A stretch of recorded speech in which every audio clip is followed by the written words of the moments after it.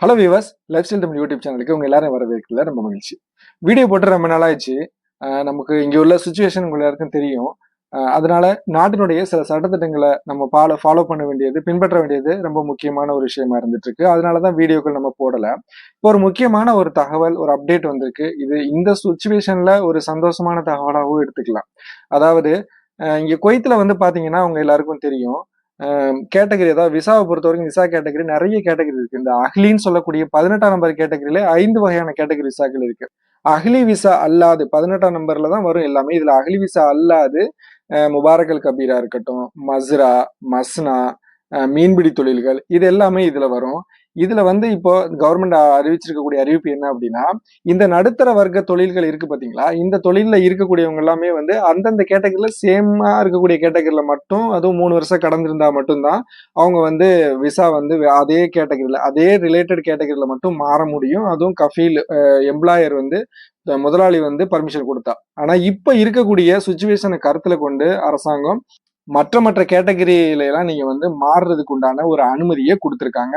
இது வந்து பாத்தீங்கன்னா மே 1ஆம் தேதியிலிருந்து ஜூன் 30ஆம் தேதி வரைக்கும் 2 மாதங்கள் அதற்கான அவகாசங்களை கொடுத்திருக்காங்க. ஏன்னா இப்ப இருக்கக்கூடிய நாட்டினுடைய சுச்சுவேஷனை பொறுத்து பார்க்கும்போது ஆட்கள் குறைபாடு, இந்த மாதிரி நெருக்கடிகள்லாம் இருக்கும். அதெல்லாம் நிவர்த்தி பண்றதுக்காக வேண்டி இந்த கேட்டகரியில இருக்கக்கூடிய அதாவது இப்ப பொறுத்த வரைக்கும் இந்த 18ஆம் நம்பர் கேட்டகரியில இருக்கக்கூடியவங்க மத்த கேட்டகரியில அதே சேம்ல தான் மாறுற மாதிரி இருந்தது. மத்த கேட்டகரியில தாராளமா நீங்க மாறிக்க முடியும்.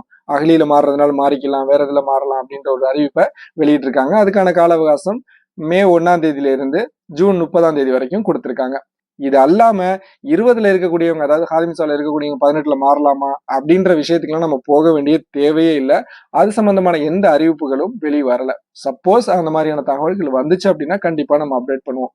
அதே மாதிரி இன்னொரு தகவல், குவைத்தில இருந்து இன்னும் விமான நிலையம் திறக்கப்படல.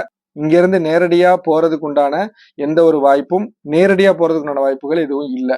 இருந்தாலும் சவுதி வழியாக நம்ம போயிட்டு இருந்தோம். சவுதியில இப்போ ஹஜ்ஜுடைய அறிவிப்பு வந்ததுக்கு அப்புறம் அங்க ஹஜ் பயணிகள்லாம் வரக்கூடியதுனால அங்க சவுதிக்கு நம்ம எடுக்கக்கூடிய விசாக்கள் வந்து அந்த மல்டிபிள 3 மாசமா இருக்கட்டும், 1 வருஷமா இருக்கட்டும், இந்த விசாக்கள் எல்லாம் நிறுத்திட்டு டிரான்சிட் விசா மட்டும் தான் கொடுத்துட்டு இருந்தாங்க. அதுவுமே பாத்தீங்கன்னா இங்க இருந்து போகக்கூடியவங்க சவுதி வழியா பஸ்ல போயிட்டு அங்க இருந்து போயிட்டு இருந்தோம். தம்மாம் வழியாவோ அல்லது குசைமா வழியாவோ போயிட்டு இருந்தோம்.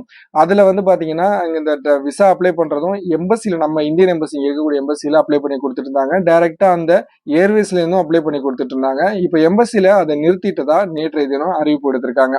சோ இனிமே நீங்க சவுதி வழியா போகணும் அப்படின்னு நினைக்கிறவங்க எந்த ஒரு டிராவல்ஸையும் நம்பாம, ஏன்னா அதுல முன்ன பின்ன ஏதாவது பிரச்சனைகள் வரலாம். அதனால ஜசீரால போறதா இருந்தாலும் சரி, குவைத் ஏர்வேஸ்ல போறதா இருந்தாலும் சரி, டைரக்டா அந்த ஏர்வேஸ்ல கான்டாக்ட் பண்ணி எந்த டேட்ல போகலாம், அதுக்குண்டான விசா போக்குவரத்து அவங்களே டைரக்டா பண்ணி தராங்களா என்றதை கேட்டுட்டு அந்த பஸ் ஃபேர் இது எல்லாமே உள்ளடக்கி உங்களுக்கு போக முடியும், உங்களுக்கு அந்த அமௌண்ட்டை கொடுத்து போக முடியும்னா மட்டும், அதே மாதிரி எமர்ஜென்சில போகக்கூடியவங்க மட்டும் போங்க. நார்மலா இல்ல நான் வெக்கேஷன்ல போறதுக்கு அந்த மாதிரில போலாம் அப்படின்னு நினைக்கிறேன் அப்படின்னா அதுக்கு அந்த இது வந்து சரியான ஒரு வழி இல்ல. கொஞ்சம் பொறுமையா இருங்க அப்படின்றதுதான் என்னுடைய கருத்து. சோ இவ்வளவுதான் தகவல். இந்த தகவல் உங்களுக்கு பயனுள்ளதா இருக்கும்னு நினைக்கிறேன். இந்த தகவல் சம்பந்தமான கருத்துக்களை மறக்காம கமெண்ட் பாக்ஸ்ல தெரியப்படுத்துங்க. மீண்டும் ஒரு நல்ல பதிவில் சந்திப்போம். நன்றி.